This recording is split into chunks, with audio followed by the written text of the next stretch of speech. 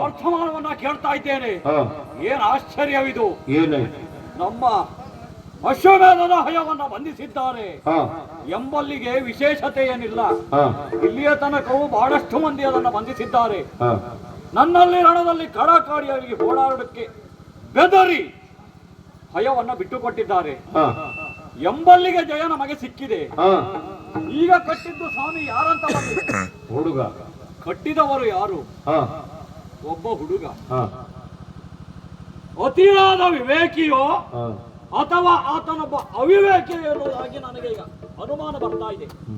ಯಾಕೆಂತ ಹೇಳಿದರೆ ಅದರ ಹಣೆಯಲ್ಲಿರುವಂತಹ ಒಕ್ಕಣೆ ಮರ್ಯಾದಾ ಪುರುಷೋತ್ತಮ ನೆನೆಸಿಕೊಂಡಂತ ಅಯೋಧ್ಯೆಯ ಶ್ರೀರಾಮನ ಭಯವನ್ನ ಬಂಧಿಸುತ್ತಾನೆ ಎಂಬಲ್ಲಿಗೆ ಆತನ ಎದೆಗಾರಿಕೆಯನ್ನು ನಾವು ಮೆಚ್ಚಲೇಬೇಕು.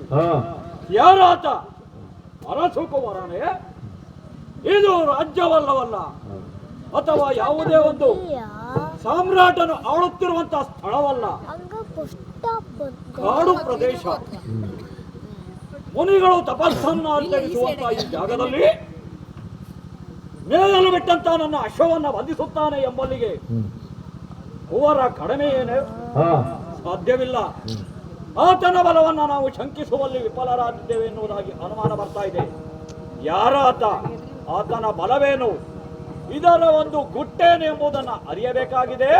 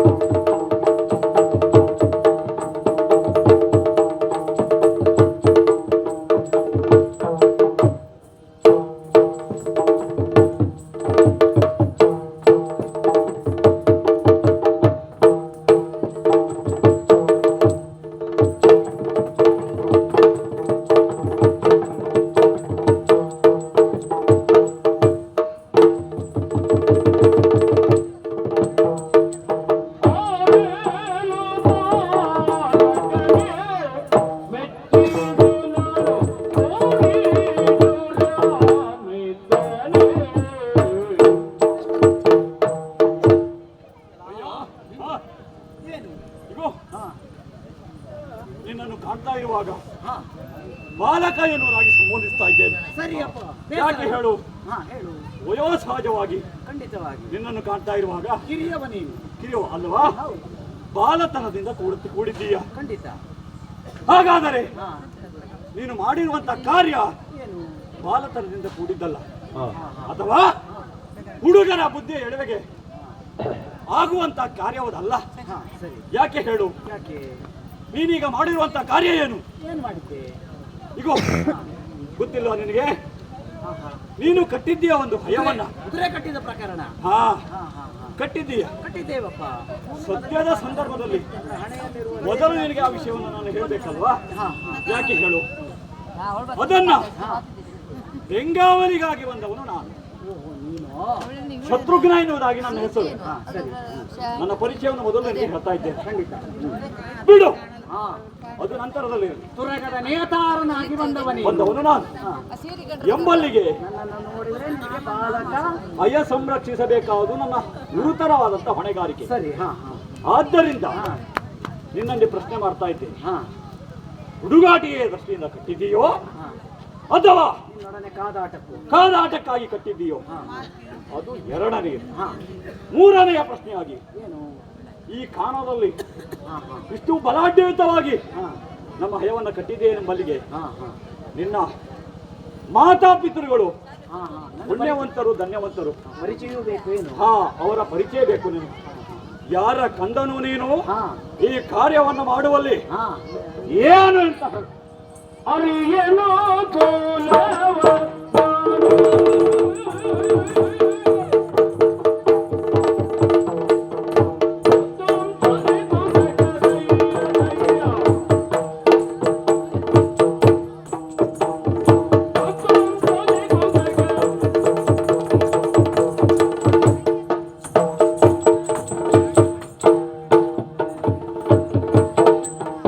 Arena,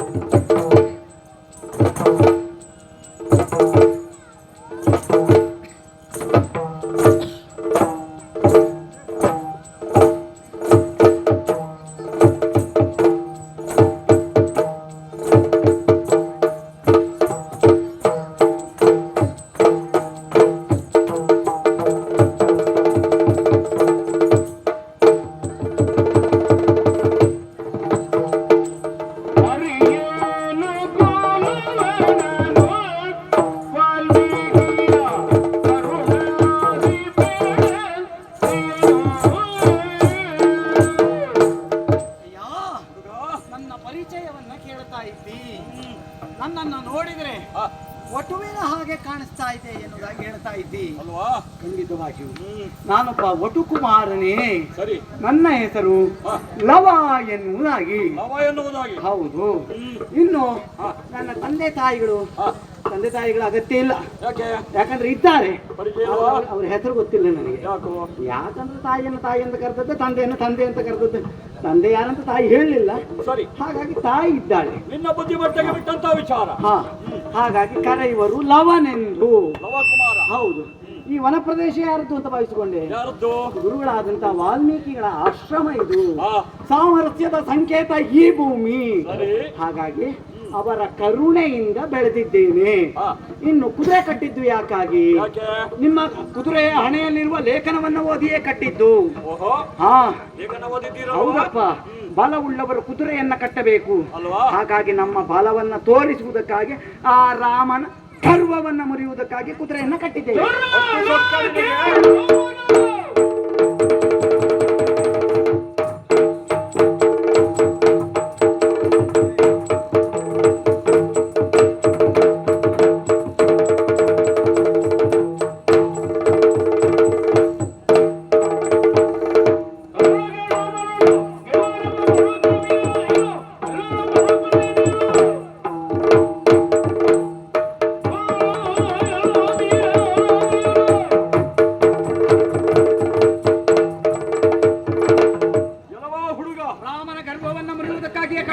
ಮತ್ತೊಮ್ಮೆ ಎದೆಯೊತ್ತಿ ಬರ್ತಾ ಇದ್ದೀಯೋ? ಹೌದು. ಕೇಳಿದ ಪ್ರಶ್ನೆಗಳಿಗೆ ಸಮರ್ಪಕವಾದಂತ ಉತ್ತರವಿಲ್ಲ.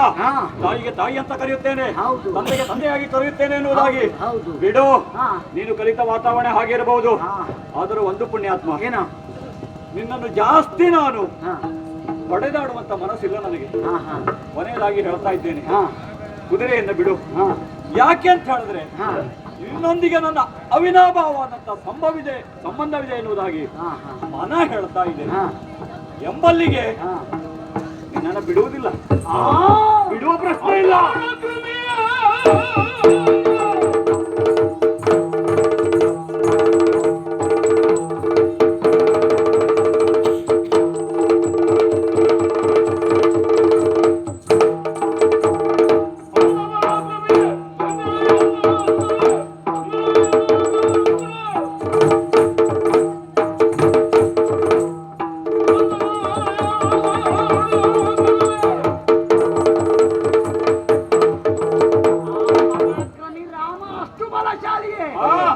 ನಿನ್ನನ್ನು ಮೊದಲು ವಿಚಾರಿಸ್ತೇನೆ ನೋಡು.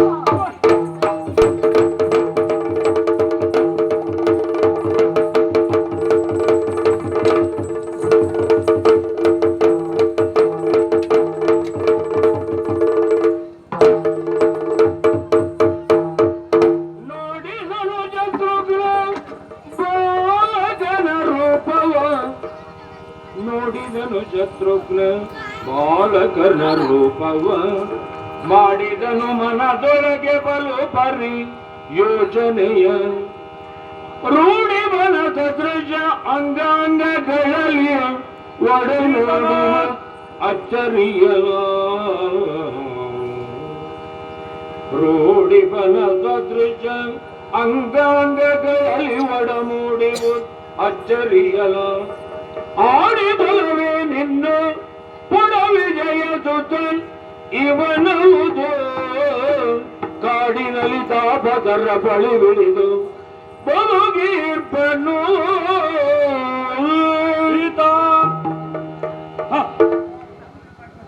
ಈತ ಎದೆಯೊತ್ತಿ ಬಂದಿದ್ದಾನೆ. ಯಾವುದೋ ಒಬ್ಬ ಹುಡುಗ ನಮ್ಮ ಹಯವನ್ನು ಕಟ್ಟಿದ್ದಾನೆ ಎಂಬಲ್ಲಿಗೆ ಒಂದು ಕಾಡಾಕಾಡಿಯಾಗಿ ಈತನೊಂದಿಗೆ ಹೋರಾಟ ಮಾಡಿದೆ. ಕೈ ಚೆಲ್ಲಿದ್ದಾನೆ, ಸೆರೆ ಹಿಡಿದ್ದೇನೆ ಈತನನ್ನ. ಆದರೆ ಈಗ ತನ್ನ ಮುಖಾವಲೋಕವನ್ನು ಮಾಡುವಾಗ ಸಾಮಾನ್ಯ ಅರಸುಪವಾದ ಈತನಲ್ಲ, ಯಾವುದೋ ಒಂದು ಬಲಾಢ್ಯವಾದಂತಹ ವ್ಯಕ್ತಿಯ ಜನ್ಮ ಸಂಜಾತ ಈತ ಎನ್ನುವುದಾಗಿ ನನ್ನ ಮನಸ್ಸಿಗೆ ಬರ್ತಾ ಇದ್ದೆ.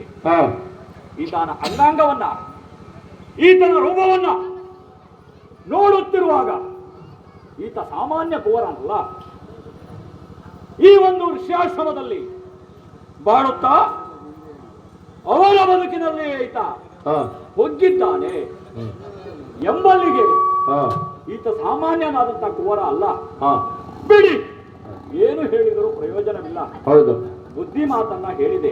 ಹಾ ಹೊಡೆದಾಟ ಬೇಡ, ಎಳವೆಯ ವಯಸ್ಸು, ಹಾ. ಬಿಸಿ ರಕ್ತ ಉಮ್ಮಳಿಸುತ್ತಾ ಇದೆ ನಿನಗೆ, ಕಟ್ಟಬೇಕು ಕಾಡಬೇಕು ಎನ್ನುವಂತ ಹುಮ್ಮಸ್ಸು ಬರುತ್ತದೆ. ಕೊನೆಯದಾಗಿ ಬರುವುದು ಈ ಸ್ಥಿತಿ ಎನ್ನುವುದಾಗಿ ಹೇಳಿದ್ದು ಕೇಳಲಿಲ್ಲ ಪುಣ್ಯಾತ್ಮ.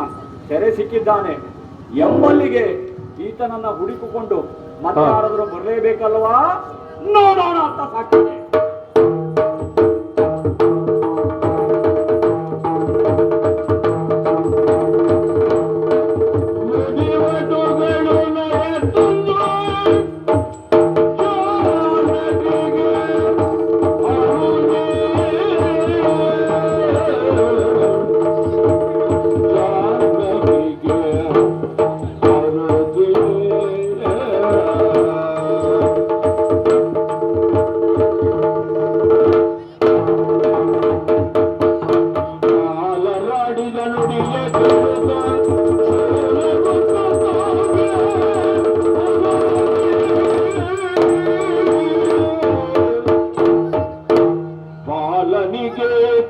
ಬಂದಿತು ಕಾಳದ ಕೈಯವನ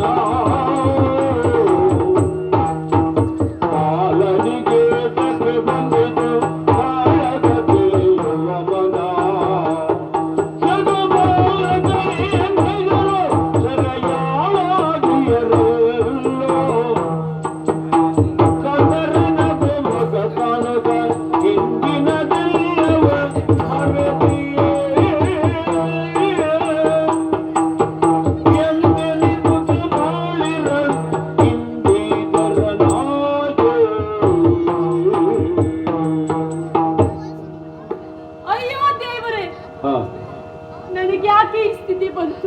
ಏನಾಯ್ತು? ಯಾವ ಜನ್ಮದಲ್ಲಿ ಯಾವ ಕರ್ಮ ಮಾಡಿದನೋ ಗೊತ್ತಿಲ್ಲ. ಬಾಲಕರು ಬಂದು ಹೇಳಿದ ಮಾತನ್ನು ಕೇಳಿದ್ದೆ. ನನ್ನ ಮಗನನ್ನು ತೊರೆದು ಬದುಕಿದ್ದಾದರೂ ಇದೆಯೇ? ಅಲ್ಲ, ಈ ನನ್ನ ಬಾಲಕ ಕುದುರೆಯನ್ನು ಕಟ್ಟಿ ಹಾಕಿದ್ದಾದರೂ ಯಾಕೆ? ಕಟ್ಟಿ ಹಾಕಿದ್ದಲ್ಲದೆ ಆ ವೀರರೊಡನೆ ಹೋರಾಡಿದ್ದಾದರೂ ಯಾಕೆ? ಯುದ್ಧದಲ್ಲಿ ಸೋತಿದ್ದಾನಂತೆ. ಸೋತು ನನ್ನ ಮಗನನ್ನು ಅವರು ಕೈ ಸೇರಿಕೊಂಡು ಕರೆದುಕೊಂಡು ಹೋಗಿದ್ದಾರಂತೆ. ಈಗ ಆ ವೀರರಿಂದ ನನ್ನ ಮಗನನ್ನು ಕರೆದುಕೊಂಡು ಬರುವವರಾದರೂ ಯಾರು? ಇಲ್ಲಿಯವರೆಗೂ ನಾನು ಬದುಕಬೇಕಿತ್ತ?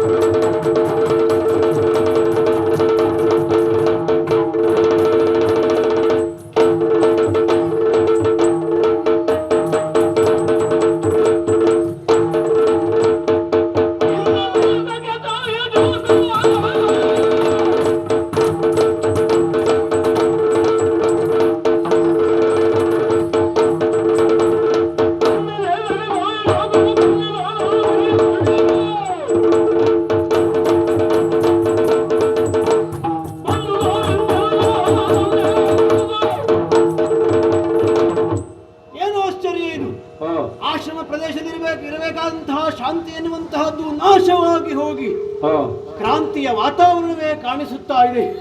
ಸದಾ ಕಾಲವು ಅರಳಿರುವಂತಹ ಮುಖಮುದ್ರೆಯನ್ನು ಹೊಂದಿರುವಂತಹ ನಮ್ಮ ಅಮ್ಮ ಯಾವುದೋ ಚಿಂತಾಭಾರದಿಂದ ಬಸವಳಿದ ಹಾಗೆ ಕಾಣಿಸುತ್ತಾ ಇದೆ. ಹಾಗಿದ್ರೆ ಏನಾಗಿರಬಹುದು? ಅಮ್ಮ ಅಮ್ಮ ಅಮ್ಮ, ಏನಮ್ಮ ಇದು? ಯಾವತ್ತೂ ಕೂಡ ಸಂತೋಷದಿಂದ ನಲಿಯುತ್ತಾ ಇರುವಂತಹ ತಾವು ಇಂದು ದುಃಖ ತಪ್ತರಾಗಿದ್ದೀರಿ. ಯಾರಿಂದ ಏನಾಯ್ತು? ಯಾಕೆ ಈ ದುರವಸ್ಥೆ ಅಮ್ಮ? ಕಂದ ಕೇಳಲವನು ಮನೆಗೆ ಕಂದಗಯವನೊಂದು ಕಂಡು ಕಾಟಲು ಸೋತಿ ಓಡಲು ಒಂದು ಜನದ ದುರದಿಗಿಳಿದು ಬಂದಿದ್ದು ಅವನ ರಥದಿ ಕೊಯ್ದರು ಹೊರೆಯ ಕೊಯ್ದರು. ಮಗನೇ ಕುಶ, ಜನನಿ, ನಿನ್ನ ತಮ್ಮನಾದ ಲವ ಏನಾಯ್ತಮ್ಮ? ಕುಶ ಸಮೇತವನ್ನು ತರಲು ವನಕ್ಕೆ ಹೋದಾಗ ಯಾವಾಗಲೂ ಹೋಗುವ ಹಾಗೆ ಅಲ್ವೇ? ಯಾವುದೋ ಕುದುರೆಯನ್ನು ಕಂಡನಂತೆ. ನಮ್ಮ ಆಶ್ರಮದಲ್ಲಿ ಆ ಕುದುರೆಯ ಹಣೆಯಲ್ಲಿದ್ದ ಲೇಖನವನ್ನು ಕಂಡು ಸಿಟ್ಟಾಗಿ ಲೇಖನ ಆ ಕುದುರೆಯನ್ನು ಕಟ್ಟು ಹಾಕಿದ್ದಾನಂತೆ. ಪರಿಣಾಮ ಏನಾಯ್ತಮ್ಮ? ಅದರ ಬೆನ್ನಾಗುಲಾಗಿ ಬಂದ ವೀರನ ಜೊತೆ ಯುದ್ಧವನ್ನು ಆಡಿದ್ದಾನಂತೆ.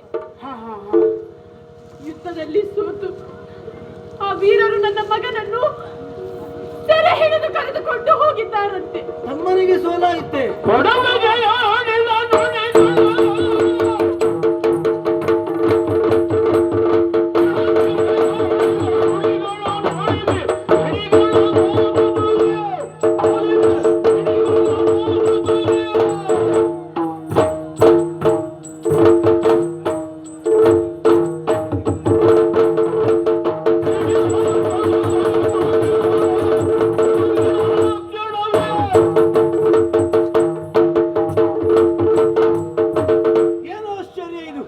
ಸದಾಕಾಲವು ದೇಹ ಆತು ನೆರಳೆನ್ನುವ ಹಾಗೆ ಭಾವಿಸಿಕೊಂಡಿದ್ದಂತಹ ನಾನು ಹಾಗೂ ನನ್ನ ತಮ್ಮ ಈ ಹೊತ್ತು ಅಗಲಬೇಕಾದಂತಹ ಪರಿಸ್ಥಿತಿ ಬಂದೊದಗಿತೆ.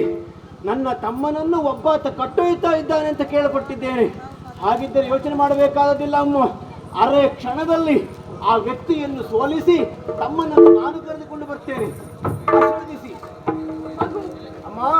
ಆದರೆ ಅವರು ಸಾಮಾನ್ಯರಲ್ಲ, ವಿಶೇಷ ಅಂತ ಹೇಳ್ತಿದ್ದೀರಿ.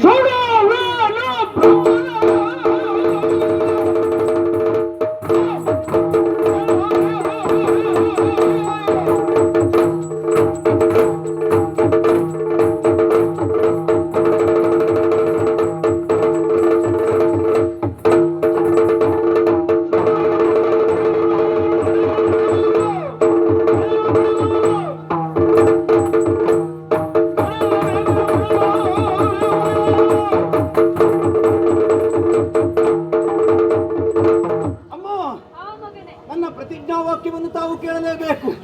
ಒಂದು ವೇಳೆ ಯುದ್ಧಕ್ಕೆ ಆ ವ್ಯಕ್ತಿಯೇ ಬಂದ ಅಂತಾದ್ರೆ ಯಾವ ಕಾಲಕ್ಕೂ ಮೆಚ್ಚುವಂತಹ ಪ್ರಶ್ನೆಯೇ ಇಲ್ಲ. ಸುಡುವೆನು ಬ್ರಹ್ಮಾಂಡವ, ಎದುರಿಸುವುದಕ್ಕೆ ಬರುವಂತಹ ಹರನೋ ಅಲ್ಲ ವಿಷ್ಣು ಅಲ್ಲ ಬ್ರಹ್ಮನೋ ಯಾರೇ ಆದ್ರೂ ಕೂಡ ಹರನ ಮುಟ್ಟಿ ನನ್ನ ತಮ್ಮನ್ನ ಬಿಡಿಸಿಕೊಂಡು ಬರ್ತೇನೆ. ಕೊಡಿ ಅಪ್ಪಣೆಯನ್ನು.